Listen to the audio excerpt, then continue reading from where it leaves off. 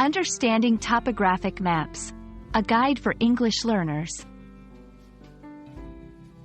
Hello everyone. Today, we're going to explore a fascinating topic in geography, topographic maps. These maps are not just ordinary maps. They are a window into the terrain of our beautiful planet. Whether you're a student, a hiker, or just curious, understanding topographic maps can be incredibly useful and interesting. A topographic map represents the three-dimensional landscape of an area in a two-dimensional format.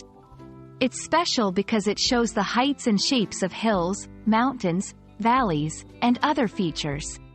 These maps use lines called contour lines to represent these elevations and landforms. Contour lines are the heart of a topographic map. Each line connects points of equal elevation. Close contour lines indicate a steep slope, while lines that are far apart suggest a gentle slope. Learning to read these lines is key to understanding the terrain. Topographic maps also include various symbols to represent different features like rivers, trails, and campsites. Additionally, the scale of the map is crucial. It tells you how the distance on the map relates to the actual distance on the ground. These maps have a wide range of uses. Hikers and campers use them to navigate trails. Geologists use them to study landforms. And they are also used in planning construction projects and environmental conservation efforts.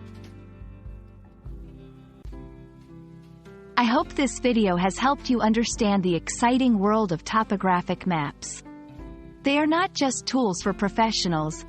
Anyone can learn to read and appreciate the detailed landscape they reveal. Happy mapping and exploring! Remember, the key to mastering any concept, including topographic maps, is practice and curiosity. Keep exploring, and see you in the next video.